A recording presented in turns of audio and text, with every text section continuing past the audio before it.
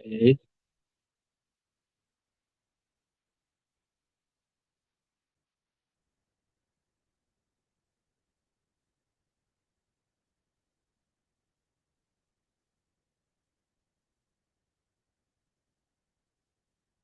Ang laki. Oh, tarantado. Ang laki. Okay. Good morning, mga kapatid. Welcome sa ating 32nd uh, church service, September 21. Anibersaryo ng people pa. Oh, people pa. Martial law. Martial law. Oo. Tsaka kwan ngayon, tignan nyo kasi solar eclipse ngayon. Ewan ko kung kita sa Pilipinas. No? So ito yung mga umattend last week. Naman natin si Kwan eh. Si tawag dito. Roselyn. Oo. Mm.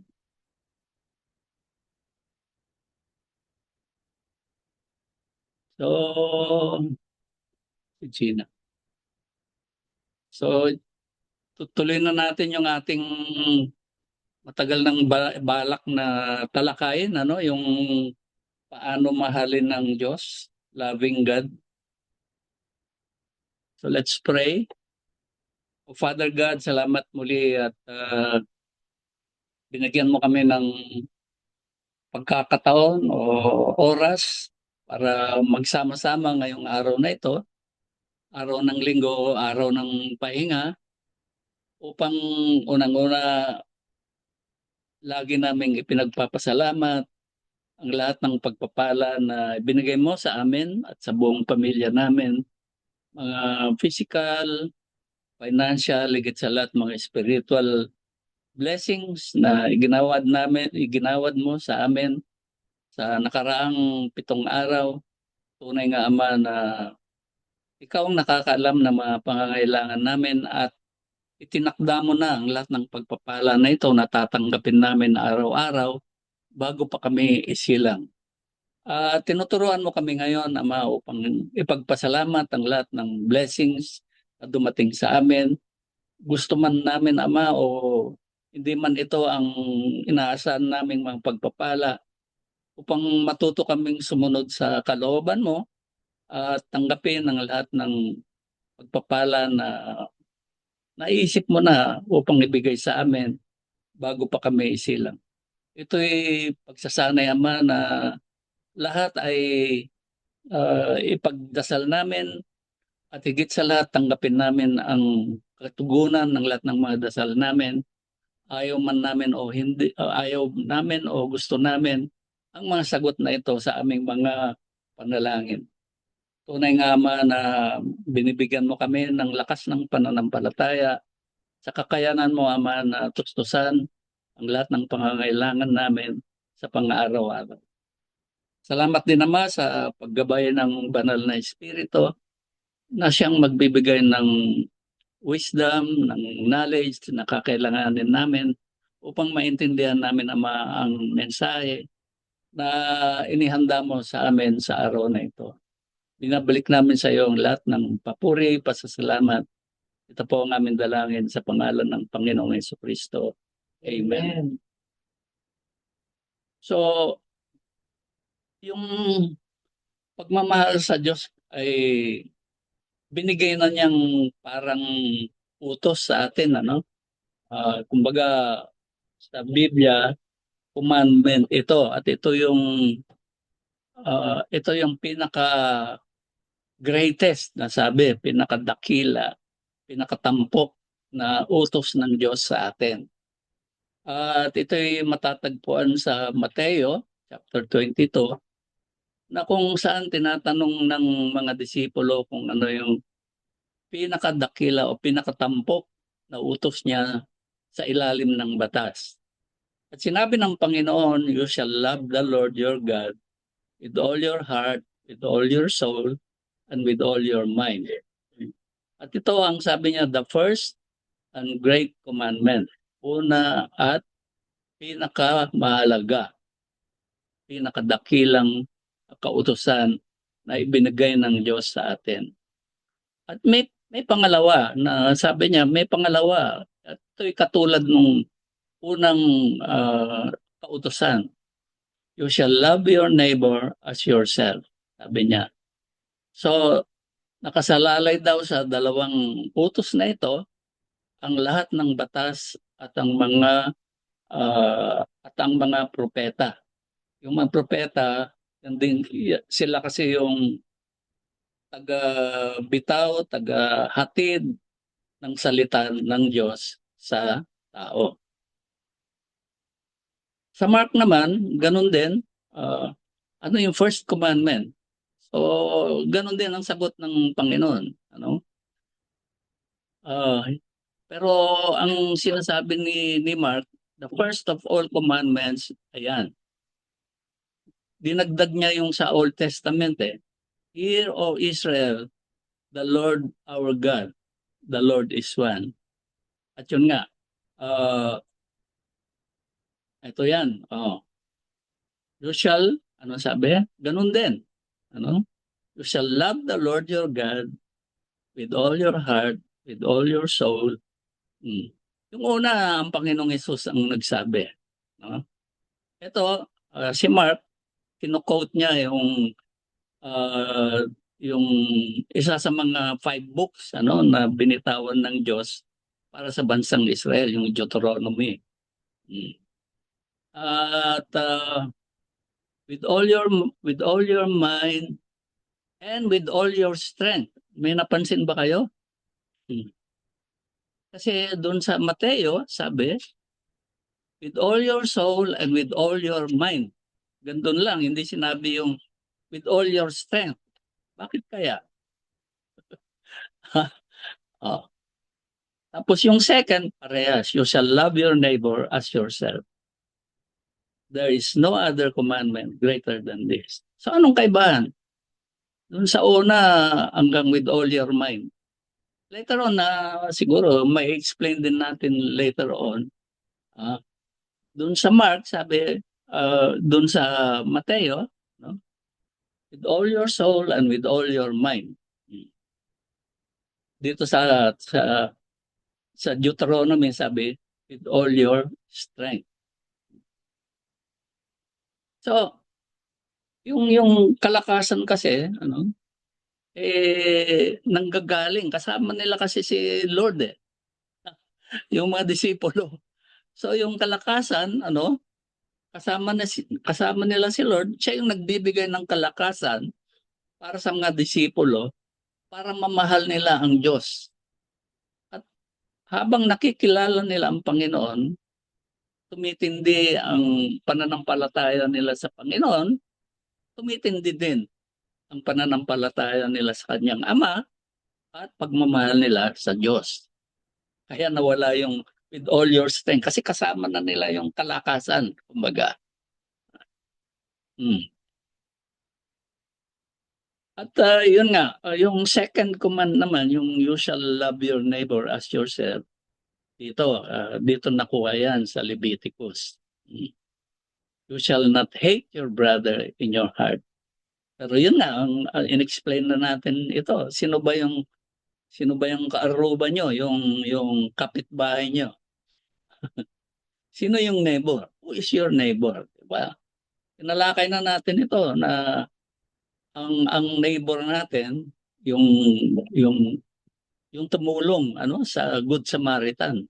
Sino ba 'yon? Iba nakahandusa eh. Ang explanation natin dati ito, yung neighbor ninyo, walang iba kundi yung mga kapatid nyo kay Kristo. So ang neighbor nyo ay si Kristo. Kaya ang sinabi, yung love your God with all your heart, with all your soul. Yung pangalawang command, love your neighbor. Sabi, magkapantay ang utos na yan. Bakit? Kasi as you love your neighbor, na walang iba kundi ang kapatid nyo kay Kristo, minamahal nyo si Kristo na kasama ng kapatid nyo. Kaya equal yan. So yung pagmamahal nyo sa Diyos, Kapag minahal nyo yung mga kapatid nyo na Kristo, di ba? Sinasabi natin na kapag sinasabi nyo na anak kayo ng Diyos, isa kayong Kristo. Eh, sino ba yung Kristo? Ang Panginoong Yesus. Di ba? Kaya magkapantay yan. Kapag minahal nyo yung kapatid nyo, itong mga umaaten ngayon dito sa ating service, minahal nyo na rin ng Diyos. Kasi ang mga kapatid nyo kay Kristo ay galing sa Diyos. At lagi nga nating sinasabi, if you claim to be the Son of God, you are making yourself equal with God. Kanya lang tayo, yung karapatan natin bilang mga anak ng Diyos, isinuko na natin. Nakuha nyo, kapit-kapit na yung mga tinatalakay natin eh. Sa Lucas, anong sabi? Ito, iba yung tanong. Anong tanong? Ah? Ang tanong, what shall I do to inherit eternal life? Ang kanina, ang tanong, ano ba ang pinakadakila o pinakaimportanting batas? Di ba? Ito, ang tanong, paano mapapasa akin ang buhay na walang hanggan? Ano ba yung buhay na walang hanggan? Yung eternal life is a life in the presence of God. So paano mapapasa akin ang buhay na walang hanggan? Anong sagot? Ganon din eh, di ba? Anong sagot? You shall love the Lord your God with all your heart, with all your soul, with all your strength, and with all your mind.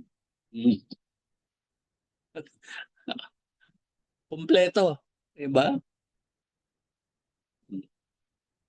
Sundin mo ito at ikaw ay mabubuhay. Sabi. So, yung pagmamahal sa Diyos, yun din ang magdadala sa inyo sa kanyang presensya, which is eternal life. Kapag minahal nyo yung neighbor ninyo na walang iba kundi ang Panginoong Jesus, anong sabi ni Lord? I am the way, the truth, and the life. Yung life, eternal life. No one, ano sabi? No one comes to the Father. Walang makakalapit sa aking Ama maliban sa pamamagitan ko.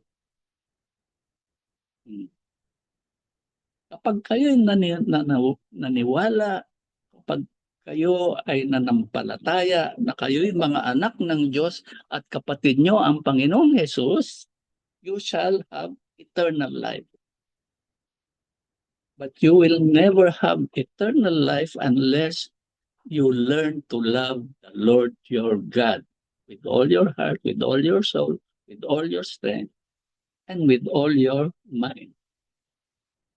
Pati na yung kapatid nyo na mga Kristo who are your neighbors. Yun ang neighbors nyo eh. Mga kapatid nyo kay Kristo. Amen? So, paano ba mahalin ang Diyos? Ayan na. So, sa love the Lord thy God. Ayan. Sa Deuteronomy. Itong post na ito, sa mga Israelita, ang tawag dito Shema. Nang ibig sabihin makinig kayo. Kaya sabi, Shema o Israel. Hear, makinig kayo.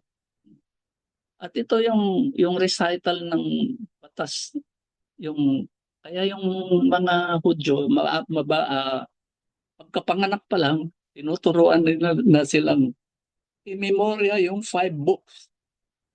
At nire-recite nila yan, yung mga batas ni Moses.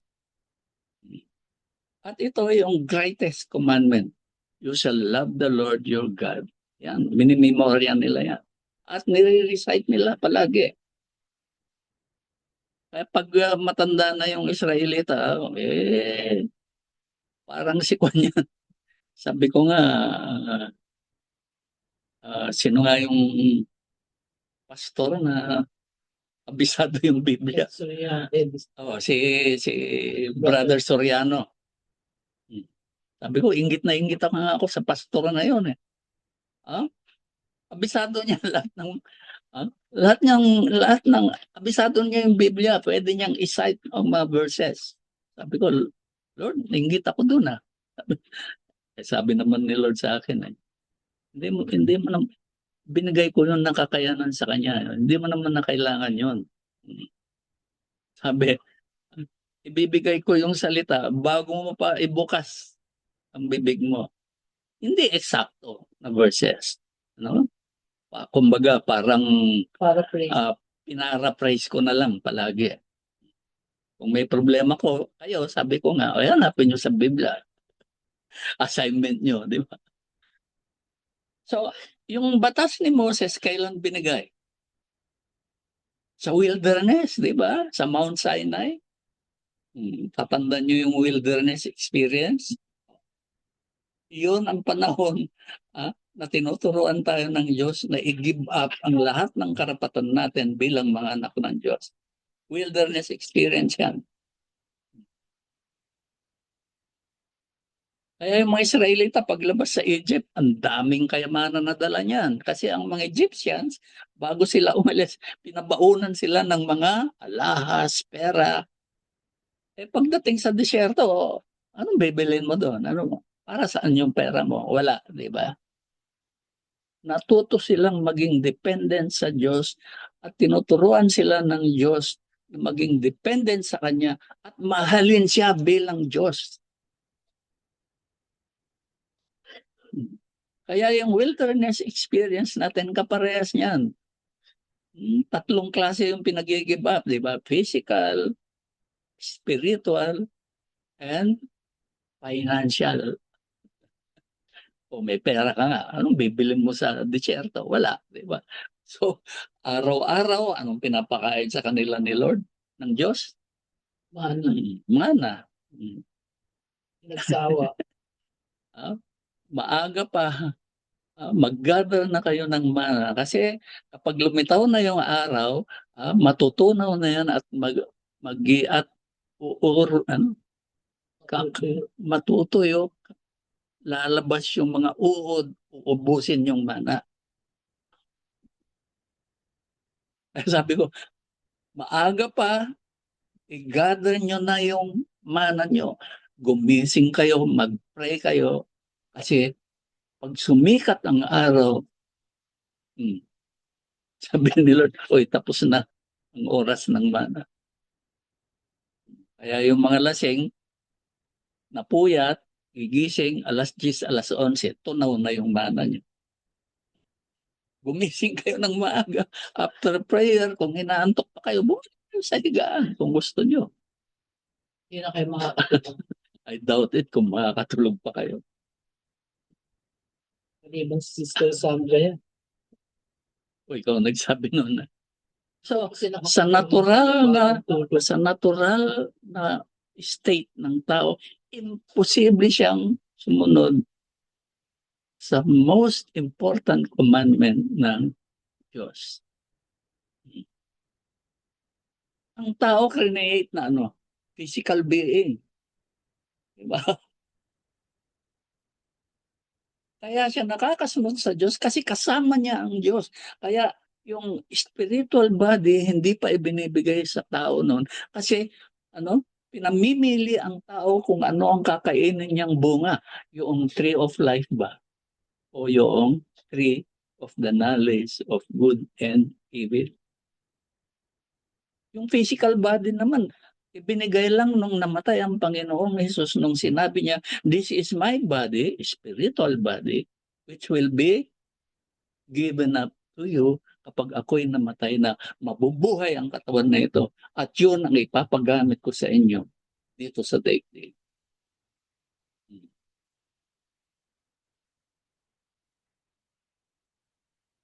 God is a spirit, and those who worship Him must worship Him in spirit and in truth. Nung panahon ni Eva at Adan, kasama nila ang Diyos na spiritual being. sila ng mga physical being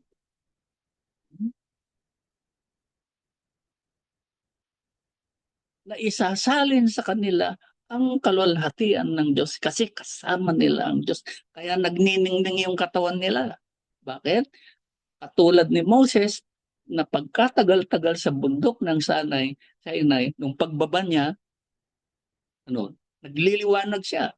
May sarili ba siyang liwanag? Wala. Katulad din ng nina Eva at Adan, sa tagal na kasama nila ang Diyos, na spiritual beings, nalipat sa kanila ang glory ng Diyos. Kaya lagi silang nagniningning. Nung kinain nila yung bawal na bunga at pinalaya sila, nawala ang liwanag sa katawan nila. Naging purely physical being na lang ang tao. Kaya kung hindi bumaba ang Panginoon, yung spiritual body na yan na kailangan natin para makilala natin ng Diyos at makapiling ang Diyos, wala. Kaya napakahalaga ng pagbaba ng Panginoong Yesus dito sa lupa.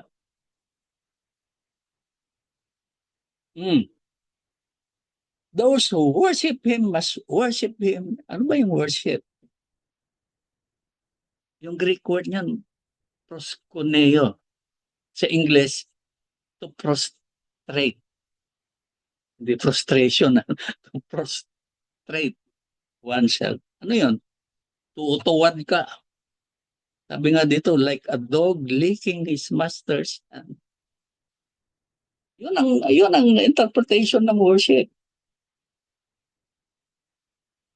Ngayon, bakit yung mga Muslim? Paano mag-pray yung mga yun? Di ba? Nakatubad silang lahat. Yung mga Kristiyano, pag nag-worship, anong itsura nila? Nakatindig.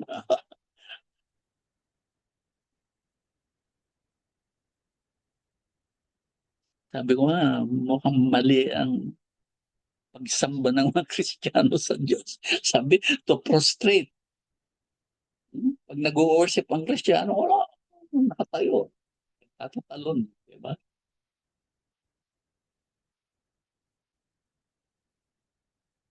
Sinasabi nila, ba't si David? Si David, sa tuwa niya, nagsasasayaw, dahil sa Panginoon. Pero kapag siya ay nagdadasal na, kung yun,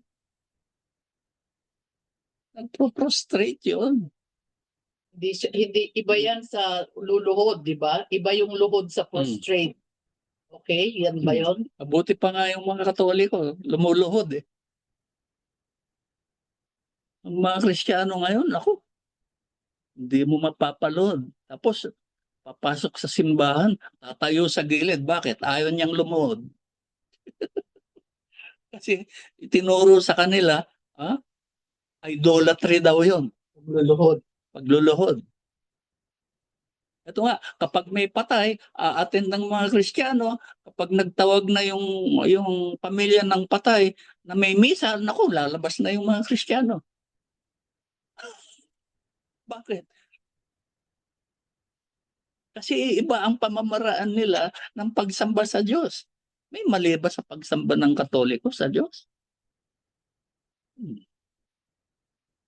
Kaya kapag may patay at alam niyong iba ang relihiyon ng pupuntahan niyo, kung ano man ang madatnan niyo doon, sumali kayo.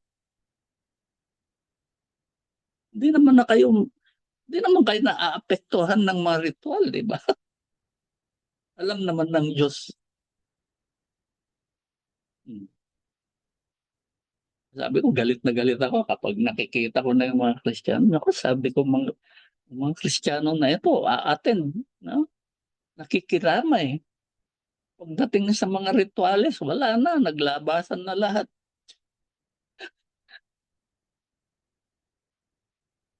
Pag pumunta kayo sa lamay, mag-participate kayo sa lahat ng ritual na ginagawa ng mga pinakikiramayan ninyo. Yun ang sinasabi ko. Matutuwa pa ang Diyos sa inyo. Kapag may lamay, alam nyo na, yung mga kontra-kontra. Ganun din naman kapag Christian yung namatay, yung iba ang relihiyon, lumalabas din. Di ba? Wala na. Paano mamahalin? Wala na yung pagmamahal eh. For the flesh lusts against. Alam niyo yung lust against? Yung laman, gigil na gigil. O naghahangad ng laban sa espiritu. Anong ibig sabihin ito? Yung physical body nyo, kontra palagi sa espiritu ng Diyos yan. And the spirit against the flesh. And these are contrary to one another. Kontrapelo, di pwedeng magsama. Tama ba? Hmm. Ayan yan. Hmm. Ano yung, kayo ito, yung soul. Hmm. Yung espiritu ng Panginoong Yesus, ito yun. The spirit lusteth against the flesh. Ito yung flesh, the body. Ito. Ito yung katawan ninyo na nakikita nyo. Ah, laban ito sa katawan ng Panginoon, the Spirit of Christ. Hmm. Hmm. Man is composed of body, soul, and spirit. Thessalonians. Hmm. Ayan. Kailangan yung kaluluwa ninyo mula nung isilang kayo hanggang makilala nyo ang Panginoon. Walang kinasama yan, kundi yung katawan ninyo. Kaya kapag anong dinikta ng katawan nyo, "Uy, gutom ka, kain ka na.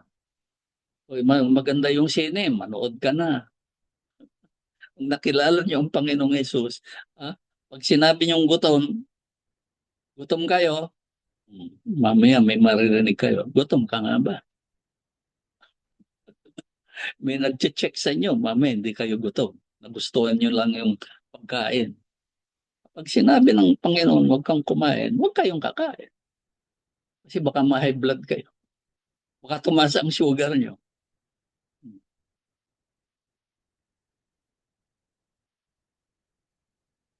Love God with all your heart. Yung puso, heart, asan ba yan? Yung heart, sa Hebrew, lebab. Sa Grego, kardia. Kanya may cardiology, di ba? Ang ibig sabihin ng puso, naka-enclose. Ito yung pinakasentro ng buong katauhan ninyo. Sa puso, yan ay tumigil, patay na kayo. Kapag yan tumigil, wala nang dugong iikot sa katawan nyo, mamamatay kayo. Ito ang pinakasentro ng existence ninyo.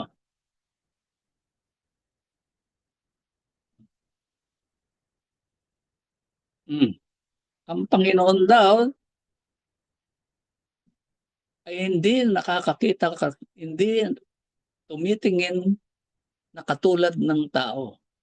Ang tao daw ay tumitingin sa outward appearance. Hmm. But the Lord looks at the heart, the inner man. Tama ba yan? Kayo yung nakakaalam. Katulad nyo, nakilala nyo na ang Panginoon. Diba? Kung minsan may gusto kayong gawin, dikta yun ng katawan nyo. Pero kapag ginagawa nyo na, parang wala yung puso ko. Diba? Yun ang usual na phrase natin. Wala ang puso ko doon eh. Hindi na lang ako pupunta. Kahit gusto ng physical body ninyo, kapag nagdikta yung puso, kasi yun ang hawak ng Diyos sa inyo kung kayo'y mga anak ng Diyos, kung kayo'y mga napili, hawak ng Panginoon ang puso ninyo. Kaya kahit anong dikta ng katawan ngayon at nakilala nyo na ang Panginoon, kung minsan hindi lahat ng dikta ng katawan sinusunod ninyo. Anong dinikta ng puso nyo, yun ang usually nasusunod nyo ngayon. Amen ba? Kayo makakapagsabi. Matthew. Or out of the abundance of the heart, kung ano ang laman ng puso, yun ang lumalabas sa bibig. Tama ba? A good man out of the good treasure of his heart brings forth good things. An evil man out of the evil treasure brings forth evil things. So, ang lahat nakadepende sa puno. Saan ba kayo galing na puno? Galing ba kayo sa tree of life? O galing kayo sa tree of the knowledge of good and evil? Sabi nga ni John the Baptist, di ba? Oy, kayo na mga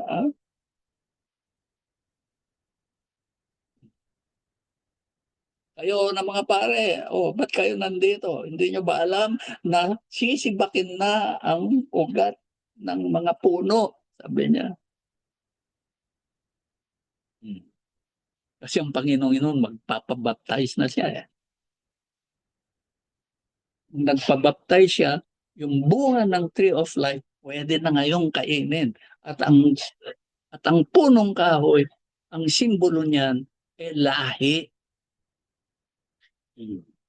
Kaya sabi ni John the Baptist, yung mga puno na hindi magbubunga, sisibakin na. Sabi niya.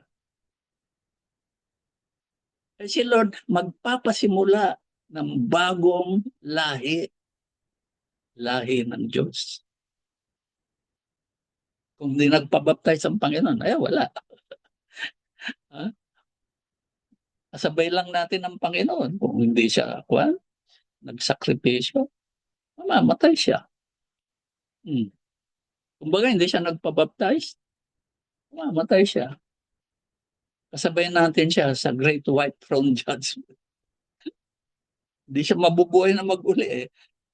Sa Judgment Day, ayan, bumangon tayo, babangon din siya harap sa Diyos.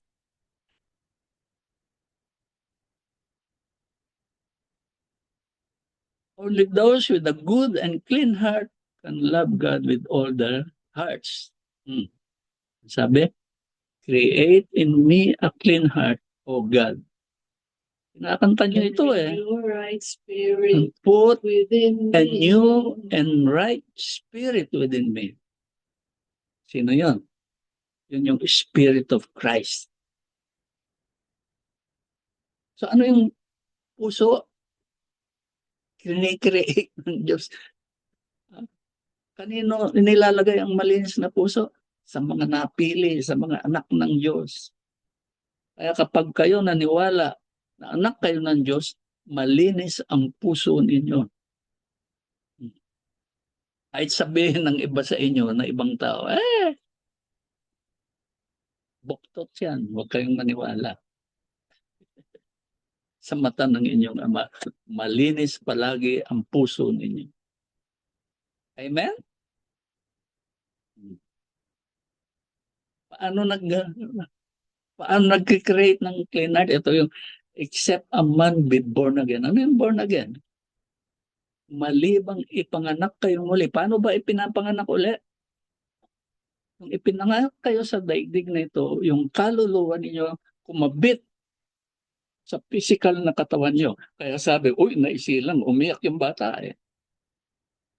Sa spiritual realm, kapag ang kaluluwa nyo ay kumapit sa katawan ng Panginoon na ibinigay sa inyo, yung spiritual body, yung body of Christ, na born again kayo. Kaya ako nung na-born again ako, sabi sa inyo, isang araw yata akong umiyak. Alam ko noon, Holy Week nagpipintura ako sa kwarto namin dito sa taas. Luma pa yung bahay dito Ngayon, pinarenovate ko na ito Pero dati yung kwarto sa taas, pinipinturahan ko yun na-born again ako. Tapos, yung simbahan sa katabi namin, yung pabasa, di ba, may pabasa. Ako naman, habang nagpipintura, nagbabasa ako ng Biblia. Hindi ko naman malaman kung bakit. Yung nababasa ko yung ginawa ng Panginoon, umiiyak talaga ako. Doon ko nalaman na born again ako. Katulad noong ipinanganak kayo sa daigdig na ito na umiyak kayo nung kumabit ang kaluluwa nyo sa katawan nyo. Di ba? Pinapalo ng doktor yan eh. Pagpalo ng doktor, umiiyak kayo. Bakit? Kumabit yung kaluluwa nyo sa katawan nyo. Nag-iiyak kayo nung born again kayo, kumabit yung kaluluwa nyo sa katawan ng Panginoong Hesus na ibinigay niya nung siya ay namatay. Amen? Blessed are pure in heart. Bakit? For they shall see God. Anong sabi? How shall I inherit the kingdom of God? Love thy Lord. Love the Lord thy God with all your heart. Di ba sabi? Tapos binigyan kayo ng pure heart. Bakit? Kasi galing kayo sa Diyos. Ang puso ninyo, banal, pure. At kung kayo yung mga anak ng Diyos, mga napili, makikita nyo talaga ang Diyos. Kayo ay papasok sa presensya niya sa kanyang kaharian. Amen ba? They shall see God eh. Di ba iba sabi ko, iba yung seeing and entering. Oh. They shall see the kingdom naman yun. Oh.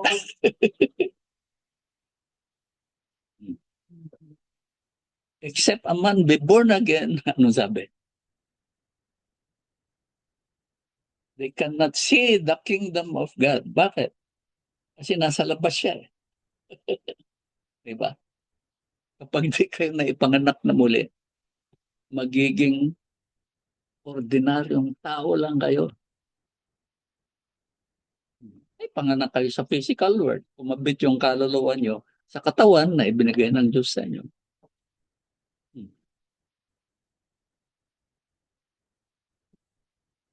Nakakabit-kabit na, di ba? Kabit-kabit na yung mga napapakinggan nating katuruan sa church na ito. Nung una, nung nagsisimula ako, naku, ang dami kong hindi ma-explain. Pero through the years, yan, sabay-sabay tayong natuto, di ba?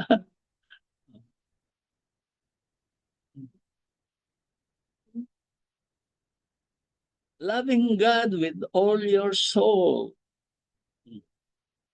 Buong kaluluwa. Di ba? Ano ba yung kaluluwa? Ito yung sa Hebrew, nephes. Sa Grego, suke.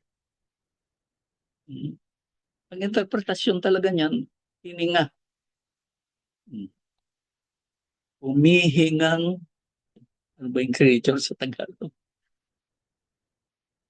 Nilalang. Ayan, humihingang. Diba? And God created man and breathed upon his nostril, the breath of life. And man became a living soul. Ano ibig sabihin nun? Create yung katawan mula sa alabok. Diba? Tapos yung kaluluwa ng tao idinikit. Kaya siya ay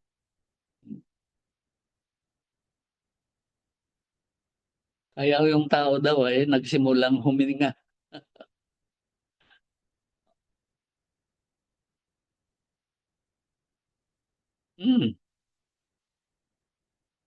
Ang kaluluwa kasama nun ang emotions, attitudes, and will. Ayan, yung tatlo. Will, mind, and emotions. Asan ang puso? Sa katawan. Ayan. Ito, kung kayo'y napili, no? Diba sabi ni Lord, ito ang aking katawan na ipamimigay sa inyo. Yan. Kapag kayo ay hindi kumabit sa katawan ng Panginoon, ang tawag diyan, stillborn kayo. Kasi kung ang kaluluwa nyo hindi hindi kumabit sa katawan nyo, di ba? Patay yung bata nung lumabas. Bakit? Hindi umiyak eh. Hindi kumabit yung kaluluwa niya sa katawan. Stillborn ang tawag.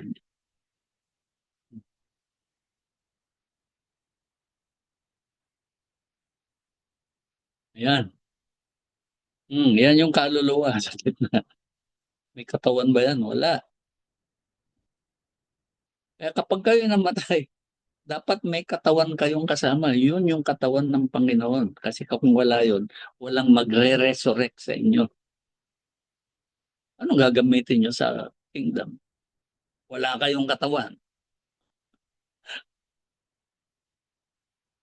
Nandito yung puso. Nasa human body.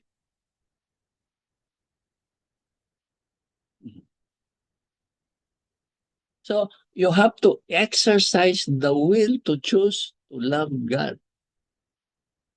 Pero hindi nyo yan magagawa kapag yung spiritual body hindi nyo kasama, hindi nyo mamamahal ng Diyos. Kasi ito yung connection niyo sa Diyos, yung spiritual body.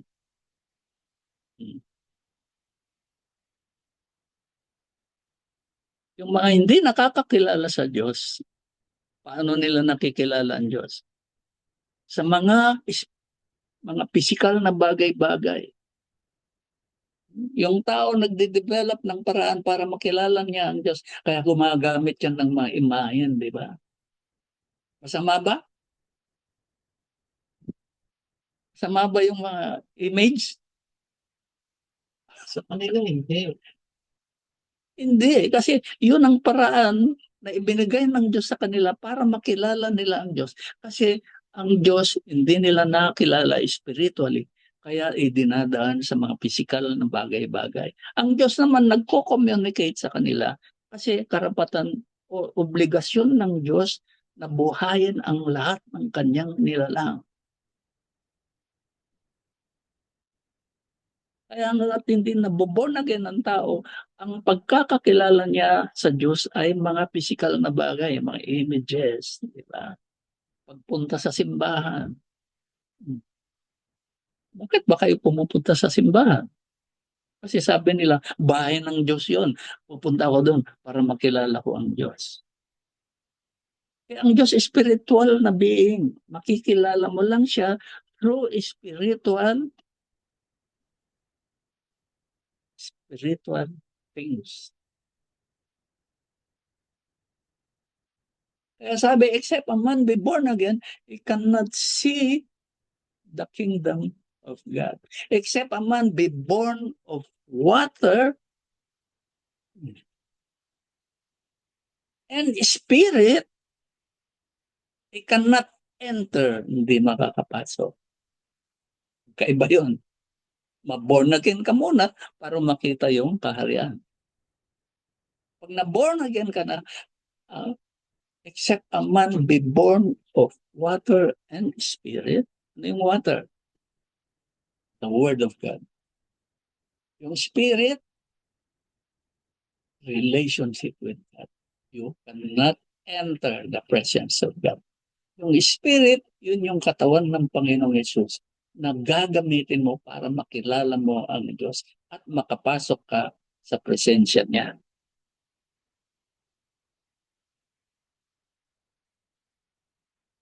Feelings, saan yung mga feelings nyo? Emotions. E parte ng tao. So, kung minsan yan, yung iba, na-overcome ng emotions. Kaya yung will niya, useless. Hindi siya makapag-desisyon ng tama.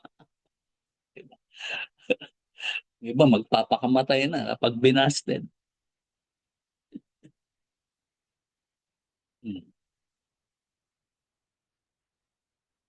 The fruit of the Spirit are peace, Package yan. The fruit of the Spirit is love, joy, peace. Hindi sinabing R, love, joy. Package po yan. Kumbaga, isang prutas lang yan. Pag kinain nyo, yung laman nun, love, joy, peace. Kaya, kapag sinabi niyong anak kayo ng Diyos, may love kayo, wala kayong joy, abay, teka, ano bang kinain mong prutas? Diba? Kulang, kulang ang sustansya. Kapag kayo ay anak ng Diyos, package yan. Kung may love kayo, may joy kayo dapat, may kapayapaan. Kaya ito yung testing na pinagdadaanan natin araw-araw para yung prutas ng Espiritu lumabas sa atin. Ngayon, kunyari, ito-train kayo ng Diyos sa pagmamahal. Nakapakinig kayo ng mensahe ngayon, magkakaroon kayo ng peace. Di ba? Sa ibang araw, goodness naman. Hindi sabay-sabay. Oo. Package yan, hindi nyo lang na-utilize. Hindi nyo nagagamit. Kaya sinasanay kayo ng Diyos na gamitin ang lahat ng yan. Naglalakad kayo sa bangketa. May nakita kayong pulubi. Ilalagay ng Diyos sa inyo. O bigyan mo yan. Then you practice kindness, generosity. Later on, makakasanayan nyo. Kung minsan nahanap-hanapin nyo na, asan na pa yung pulubi dito na lagi kong nadadaanan? Magiging permanente na parte ng routine nyo yan later on. Subukan nyo lang. Magpasimula kayo. Yung nga sinasabi ko sa inyo, yung mga pagkain namin sa refrigerator na hindi na namin maubos-ubos, 2-3 araw. Sabihin ni Lord sa akin, hakutin mo na rin lahat yan. Minsan 5, 6 na, 6 na plastic na lalagyan, yung bilog. Dadalhin ko na yun. Alam ko na kung saan ko dadalhin. Kasi sinanay ako ng Panginoon na yung mga dinadaanan kong mahirap. Yan. Kung minsan wala yung mahirap, iniiwan ko sa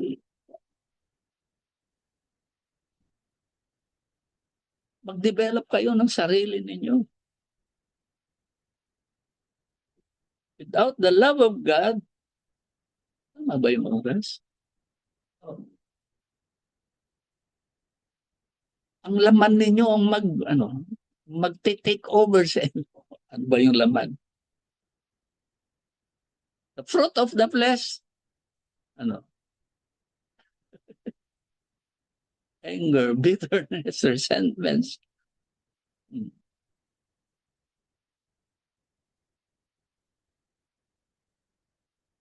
Package din yun.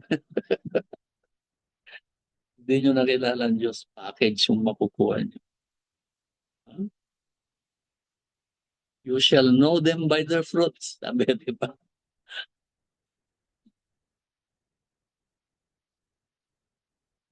Si King David sabi, bless the Lord, O my soul, and all that is within me. Bless His holy name. Loving God with all your soul.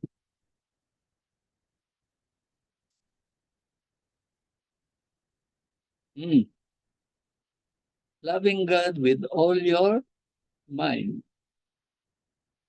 Ano ba yung mind? Sa Hebrew, hindi ko alam kung anong pronunciation nito. Karen? To approach or bring near. Ilapit daw. Sa Grego, dianoia. Kaya siguro may paranoid. Di ba may paranoid naman? Kireb ba yan? Q-E-R-E-B. Deep thought dapat ito, hindi deep thought. Ito yung parte nyo na nag-iisip.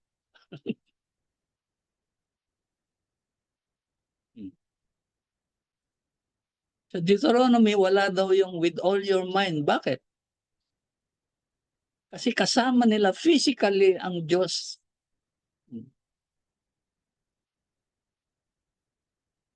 Ano ibig sabihin nito? Yung mga Israelita nasa wilderness, di na nila kailangang mag-isip kasi lahat ng physical na needs nila o makasama nila ang Diyos, provide ng Diyos. Love the Lord your God with all your mind. Kasama na nila ang Diyos eh. Sa disyerto. Ano yun? Deep thought? Deep thought.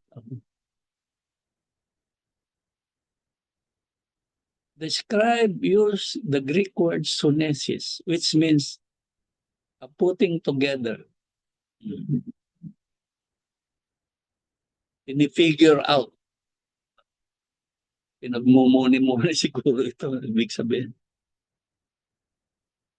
Yung ating kaisipan daw, yun ang ating intellect. Doon ang gagaling ang ating intelligence.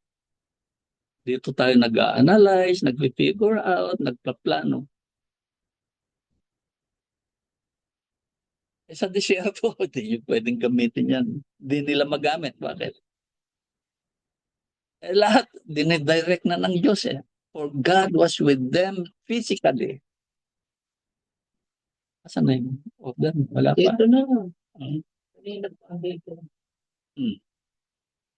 Ginagamit ng tao ang kanyang kaisipan to bring about a conclusion or decision. Sa wilderness, kasama nila ang Diyos. Diyos lahat ang nagdidesisyon sa kanila. Kumbaga, hindi na nila masyadong ginagamit ang kanilang mind. Ano sabi sa proverb? Trust in the Lord with all your heart and lean not on your own understanding. Huwag kayong manangan sa galing ng utak nyo, yun ang sinasabi niya. Huwag kayong masyadong mag-depend sa galing ng utak ninyo.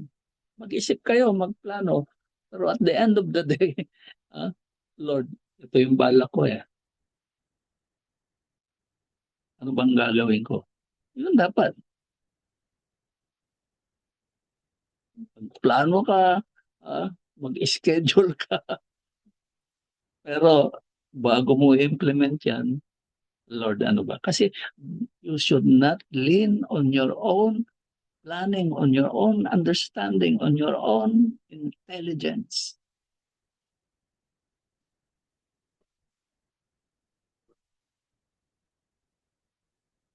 So loving God with all your mind, ang ibig sabihin nito ay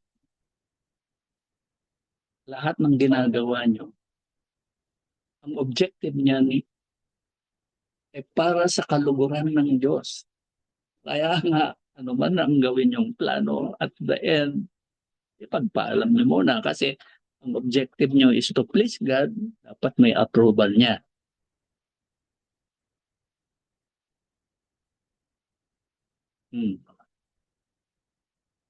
We align our conclusions, decisions based upon what we hear from the voice of God. Ano bang narinig nyo? Ang akin kasi, magpaalam kayo. Ano kung wala kayong narinig? Di magpatuloy na kayo. Yun ang sinasabi ko palagi. Pag wala kayong narinig, kung ano man ang plinano nyo, go ahead. Kasi kung hindi naman gusto ng Diyos, at the middle of what you are doing, sasabihin nyo, hindi ganyan. Tigil na kayo. Or, ano bang gagawin ko, Lord? Ayaw mo pala nito. At the end, sabi, be transformed by the renewing of your mind. Anong ibig sabihin nito? Kung nakasanayan nyo dati na hindi kayo kumukonsulta kahit kanino o kahit sa Diyos, baguhin nyo daw ang inyong kaisipan. Learn to love God with your mind. By aligning all your decisions based upon what you heard from God.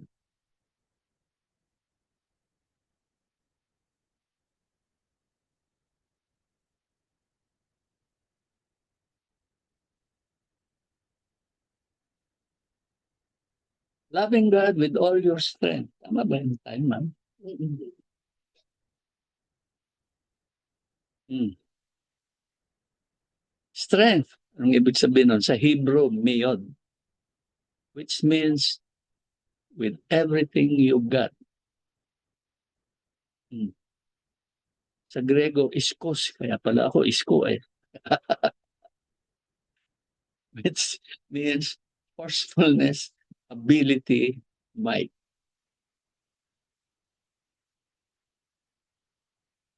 With all your strength is not just having the force or ability to love God. Mm. So, ano ba yung strength? Hindi lang yung physical na ability nyo yan.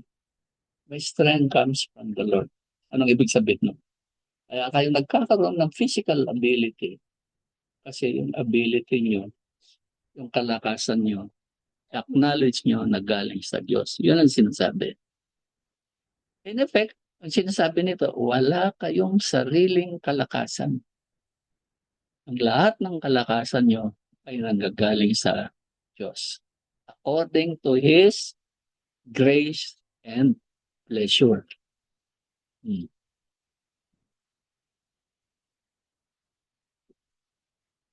So a combined focus, forceful excursion of the activities of the heart, mind, soul.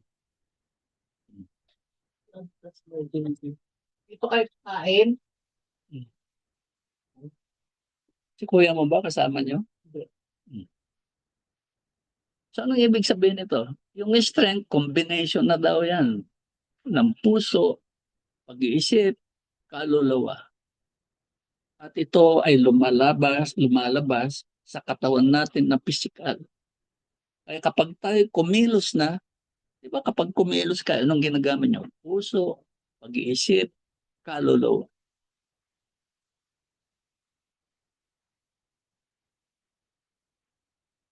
So loving God with our strength is to love Him with our resources, our abilities, and our time.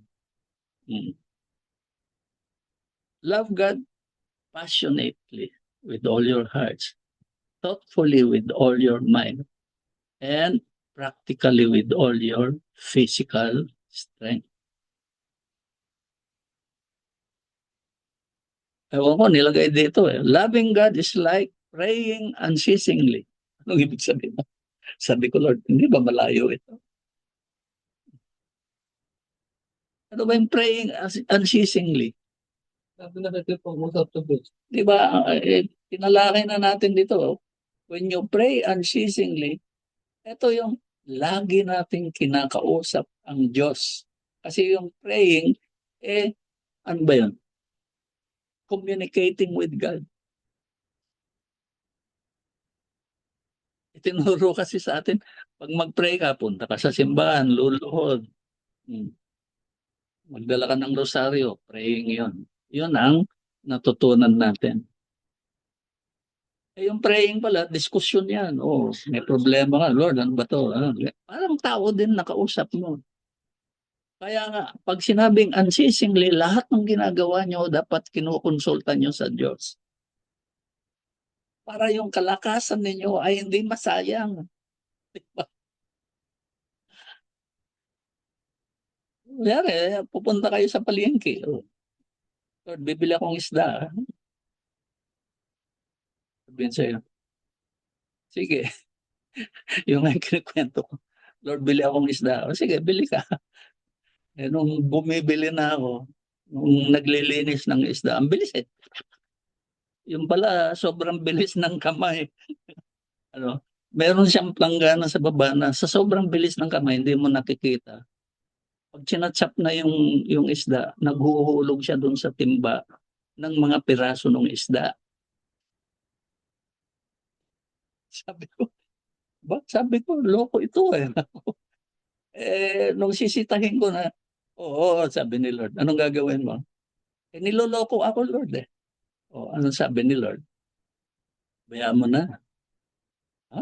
Sabi ko, so, kahit nagigil ka na, di ba? Niloloko ka na eh. Wala akong gagawin, Lord. Wala. Hmm. Diba? Yun ang mas important. Kaya ka nagpupray unceasingly, nagpapaalam ka.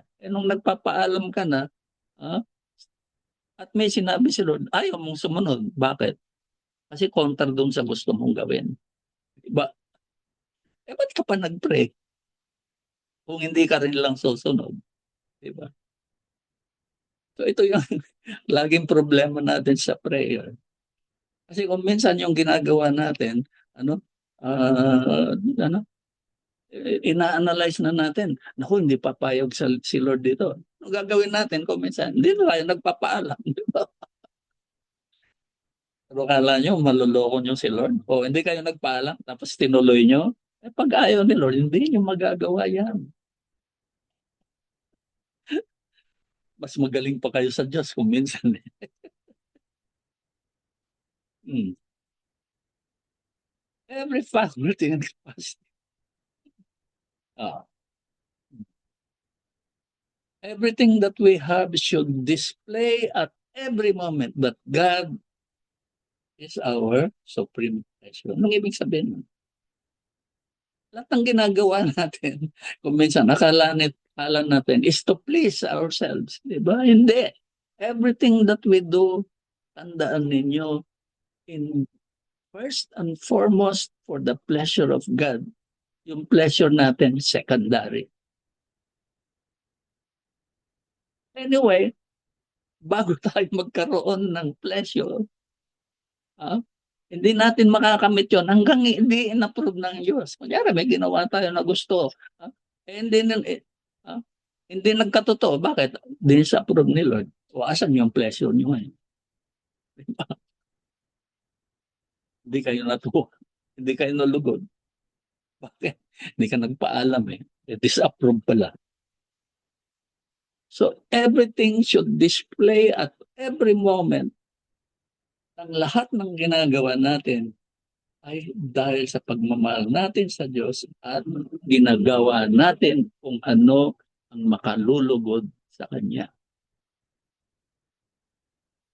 Hmm. Parang hirap, ano? Is it possible to obey this great commandment?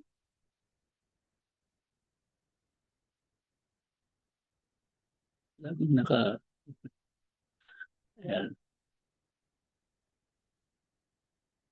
Who can possibly obey this great commandment? Tandaan nyo yung rich man. Ang tanong niya kay Lord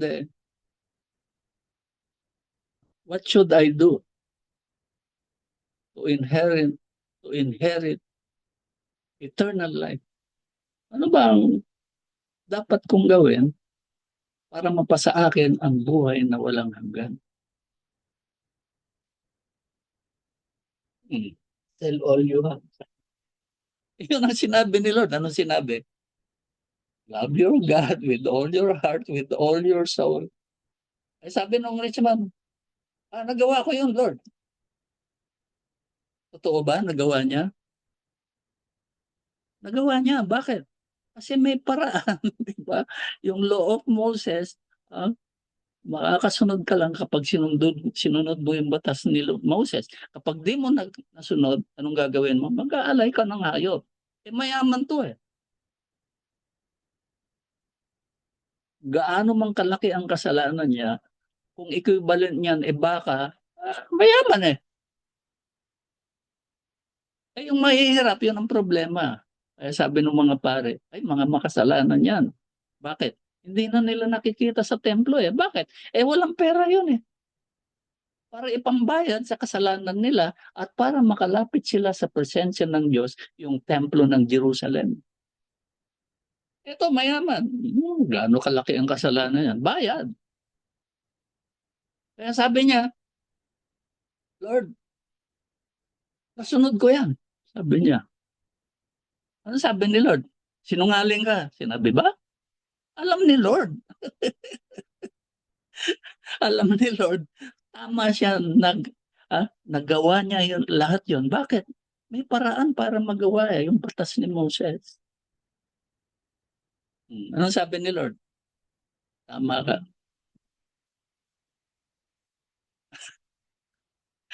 Pero ano sabi ni Lord? Ano sabi ni Lord? Go, sell all your possessions and follow me. Sumunod ba? Sabi siguro, teka, sino ka ba? Ha? Alanganin nga ako sa iyo kung anak ka nga ng Diyos. Di ba? Tapos, ibebenta ko lahat? Di na. Ano sabi ni Lord?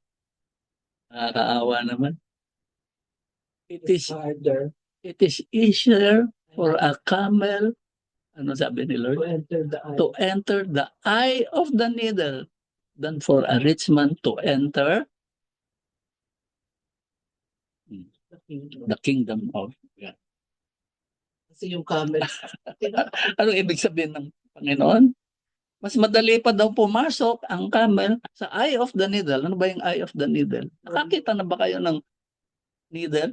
Di ba yung needle para makapagtahi ka, ipapasok mo yung sinulid, di ba? Doon sa butas. Sa Israel,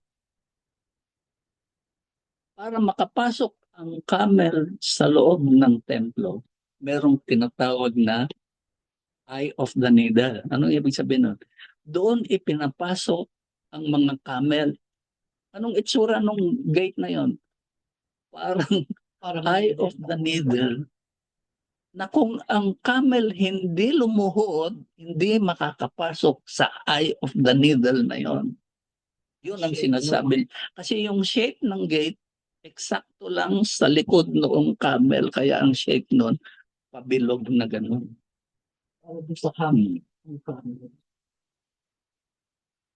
It is easier for a camel to enter the eye of the needle for the rich or kaysa sa ang mayaman makapasok sa kaharian ng Diyos. Hindi alam nung mayaman. Hindi kasi nga nagkaroon siya ng doubt eh. Hindi niya napaniwalaan na anak ng Diyos ang Panginoon. Kaya yung mga mahihirap na hindi pumapasok sa templo dahil walang pera na pambili ng hayop, saan sila pumupunta? Sa Panginoon. Sabi ng mga skriba, ay, mga kaibigan yan, mga makasalanan. Bakit nila nasabi ulit yun? I-explain ko na ito. Kasi ang mga lumalapit sa Panginoon ay yung mga hindi pumupunta sa templo kasi wala silang pambayad sa kasalanan nila. Ang Panginoon, sinasabi niya na anak siya ng Diyos at bilang Diyos nakakapagpatawad ng kasalanan libre by grace.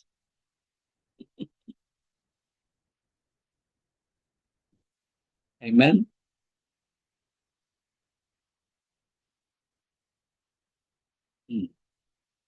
Sinong mga makakasunod? Only those born of God. Anong ibig sabihin ng born of God? Mga nanggaling sa Diyos at mga anak ng Diyos. Magkaiba yung nanggaling sa Diyos at mga anak.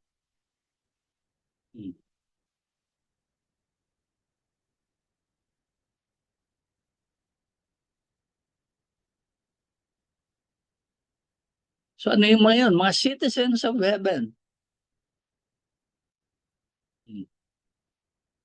Lahat ng Pilipino. Ang mga Pilipino ay mamamayan ng langit. Amen? Bakit? Pag sila ay membro ng relihiyon, mga mamamayan ng langit yan. The seven churches of Asia. Yung seven churches of Asia, mga relihiyon yon na kumikilala sa Diyos. Ang Katoliko ba naniniwala sa Diyos? Amen. Then they are citizens of heaven. Ang pagiging mamamayan ng langit ay walang kinalalaman sa paggawa ng mabuti o masama. Nagiging mamamayan kayo ng langit dahil ipinanganak kayo doon. Wala pa kayong nagagawa na kahit na anuman, mamamayan na kaagad kayo. Yung paggawa nyo ng mabuti o masama ay may kinalalaman sa mga gantimpala bilang mamamayan ng langit. Amen? Hmm. Sino pa? Yung mga membro ng household, mga servants. Kaya ang tanong ko palagi sa inyo, ano ba kayo? Servant o son? Magkaiba yun. If you are a servant, then you came from God. Pero iba yung anak ng Diyos. Ito, yung mga offspring ng Diyos.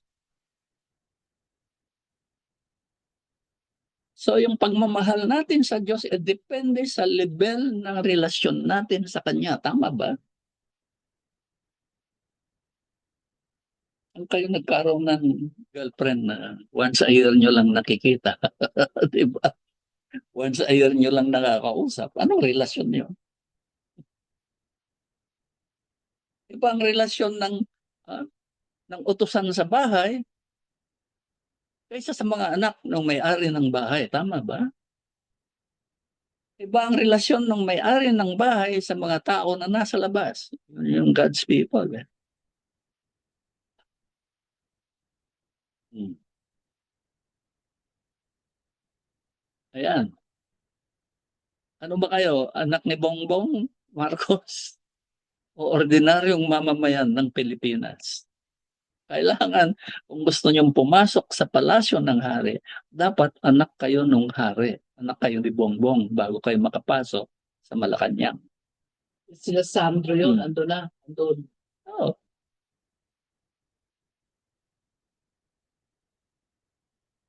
sa mata ni Bongbong, lahat ba ng anak niya mabuti? Amen. Amen. Di ba? Sabi ko nga, tumira ako sa Malacanang, pero nasa gilid lang ako. Ah, yung Malacanang Palace, may mga building sa gilid-gilid nun. Yung mga consultant, nandun kami sa gilid-gilid. Ano kami kay Bongbong? Servants. Kapag may gustong ipa-research sa amin, ayan, utusan kami ng presidente.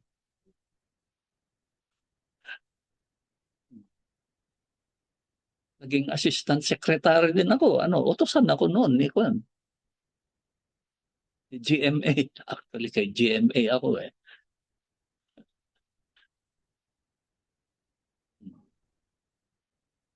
Pero iba yung anak. O saan nakatira yung anak? Sa loob ng Malacanang. ah, sa mga kwarto na inihanda nung hari. Di ba? I will go and prepare for you. Di ba? Sabi ng Panginoon. In my Father's house are many mansions and I will go prepare one for you. Sa Malacanang, maraming kwarto doon. Kung anak ka, may sarili kang kwarto.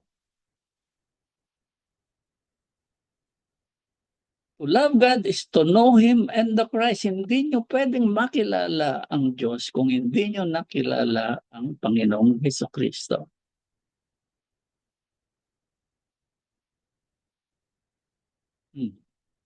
No one comes to the Father except by me, sabi ng Panginoon.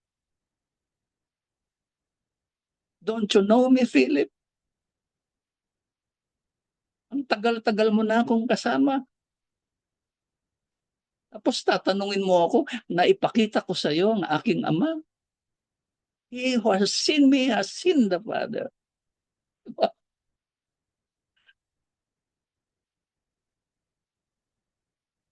You can know about God and still not know God. Yung know na you can know me about God, uwido yun sa Grego. Kumbaga sa music, hindi ka naman nag-aral ng nota, marunong kang tumugtog, by widow. Sinasabi.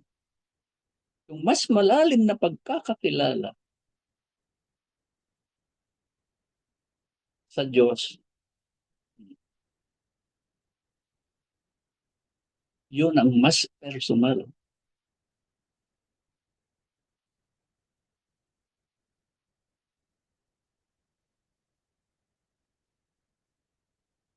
Ito na. You do not have the love of God in you because I have come in my Father's name and you do not receive me. He came to his own. Ano sabi? But his own received him not. Pero, kaya, ano ang sabi? Bumaba daw si Lot para sa mga Israelita. But he was not received. Kaya sabi sa Biblia, the first shall be last and the last shall be first. Nung nireject ng Panginoon, ang biyaya ng kaligtasan ay napunta sa mga hintil. Tayo yon. Yung mga Hudyo, sa huling panahon na lang sila. Sa muling pagbabalik ng Panginoon. Second coming. As our understanding and knowledge of God grows, our capacity to love Him increases. Tama ba yun? Kunyari, parang nanliligaw ka. Uy, ang ganda nito ah. Kikilalanin nyo.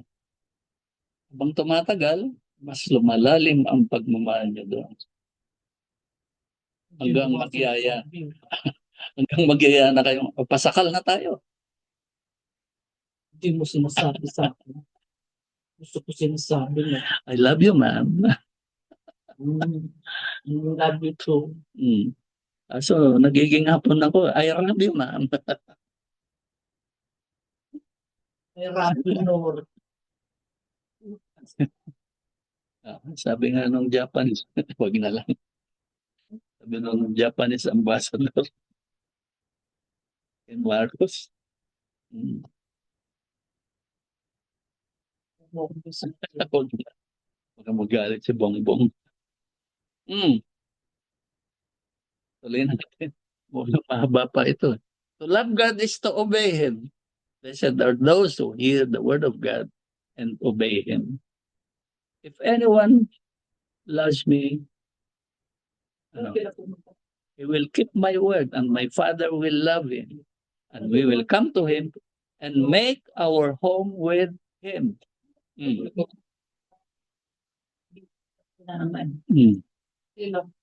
So ano sabi? Kung mamahalin niyo daw ang Panginoon, mamahalin kayo ng Diyos Ama.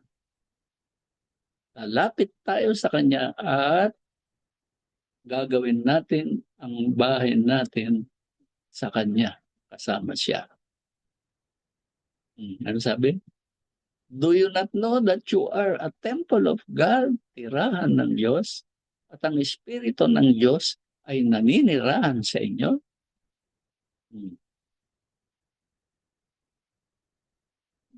Sabi ng Panginoon, itong mga tao na ito, lumalapit sa akin, pinupuri ako ng mga salita. They honor me with their lips. Pero ang puso nila ay malayo sa akin. Sino itong mga ito? Ito yung mga nagre-relihiyon. Oo, di ba? Kanta-kanta pa kayo doon. Hallelujah, hallelujah. Paglabas ng simbahan, wala na. Pag tinanong ng pare, body of Christ, amen! Paglabas ng simbahan, wala na. Kung saan-saan dinadala yung katawan. They honor me with their lips, but their heart is far from me. Body of Christ, amen. Tapos, pangalagaan nyo ang katawan ninyo. Kayong basta-basta pupunta sa kung saan-saan, lalo na sa mga teritoryo ng kaaway. Ano-ano yon? Inuman, teritoryo ng kaaway yan. Kaya nasusuntok ako kapag nakikipag-inuman ako. Bigla na lang may sumusuntok sa akin. Hindi ko naman alam na anak ako ng Diyos nung panahon na yon. Opposite of love is hate. Visiting the iniquity of the fathers upon their children, of those who hate me. Bay, matakot po tayo dito. Kapag nakaaway nyo ang Diyos, hindi kayo ang parurusahan. Sinong parurusahan? Upon the children, mga anak ninyo. Kasi kayo, kaya nyong tiisin. Pero kapag ang mga anak nyo na ang naghihirap, nako, yun ang napakasakit, kuya eh. But showing mercy to those who love me and keep my commandments.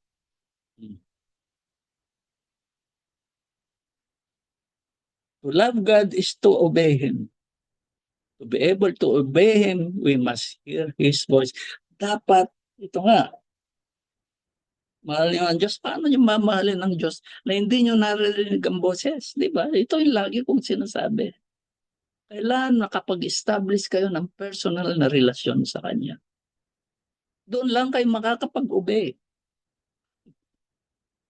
Parang bata yan. Yung mga nagre-reliyon, sasabihin nung kaaway nung kalaro ng oy, tinatawag ka ng tatay mo. Oh, hindi ko naman narinig. Pero kapag ang bata narinig mismo yung boses ng tatay, ay susunod yan. My sheep hear my voice and I know them. And they follow me. Well, time na. Tuloy natin sa susunod. Marami pa eh. Ay, naku, huwag mo karami. Baka ako eh.